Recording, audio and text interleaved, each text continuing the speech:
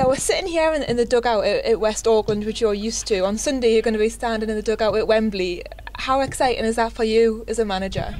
It's great, really. Get my enjoyment by watching the lads' reaction to going down, really. I'm pretty much the type of person that takes everything in his stride in terms of big occasions and such like.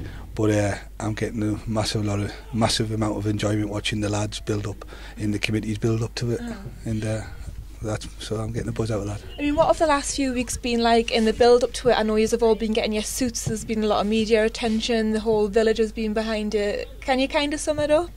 It's been a unique experience for me. I've never witnessed anything like it. We've been sidetracked from Wembley by obviously the league and the League Cup, so that's been a kind of a welcome distraction from Wembley. Right. So it hasn't been until actually we played our League Cup semi-final last Wednesday.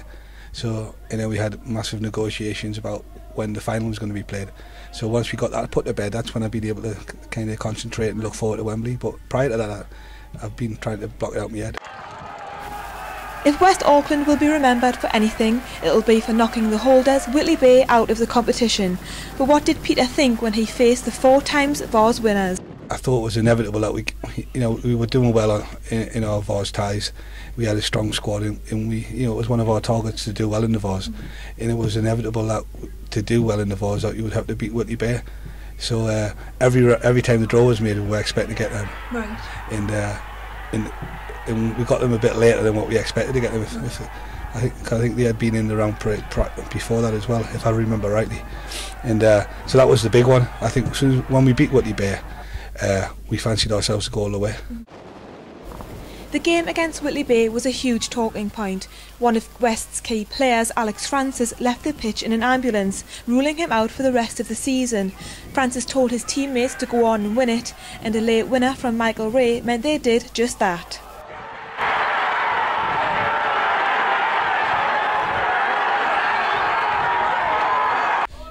After the Whitley Bay game, I turned around to my boys and I promised them I was taking them to Wembley.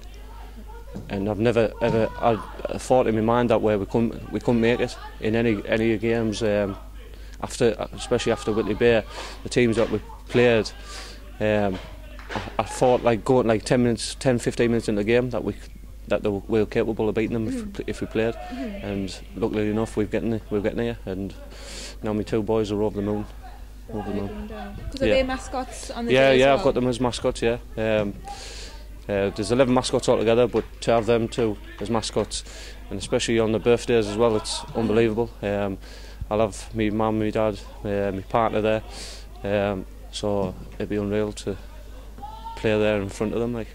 What was it like when you were at Herne Bay and you'd had the 2-0 advantage? You probably had confidence then. What was it like coming back then, knowing that it was 2-2 and you had a lot of work to do? Were you worried at any point? For the first 20 minutes, it was like we couldn't believe how easy it was, and I've been around long enough now to know that that's not going to be the case at this level, at this stage in the national competition. So I think it's a bit of a cliche, but our president said it to me after the game, and with hindsight now, when I've had a chance to reflect, we probably scored too early, and so we give them. I think it was about after 17 minutes we had a 2-0 lead, so we give them best part of 70 minutes to get back in the game, which they did, so yeah. But I was still quietly confident. I didn't want to do any team talks on behalf of the guy at Herne Bay, whose name escapes me now. Had a lot to say in the media and had a lot to say on his website and to the FA.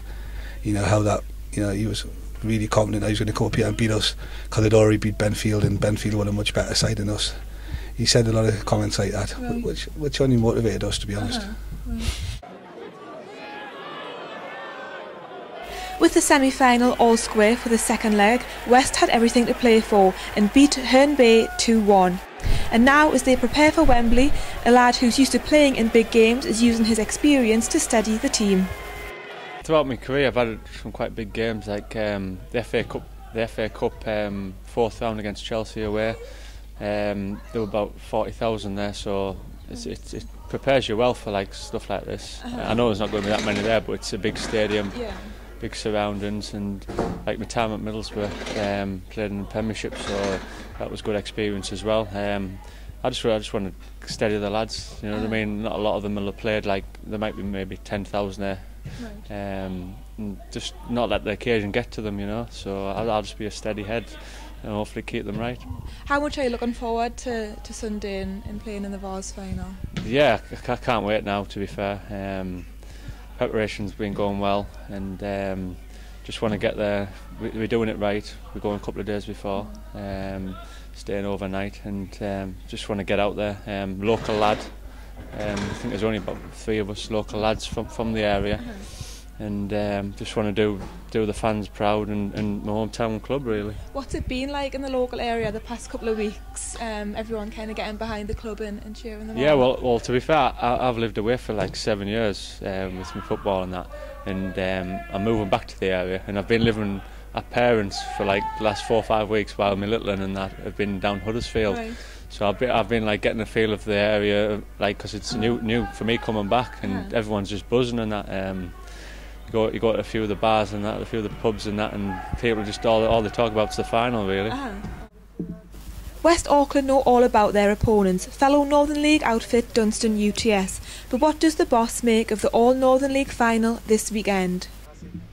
It's good for the league. I haven't had to go and watch, you know, every other team we played this year, with the exception of Whitley Bay. We've had to go and watch them and learn about them. I don't need to do that about Dunstan.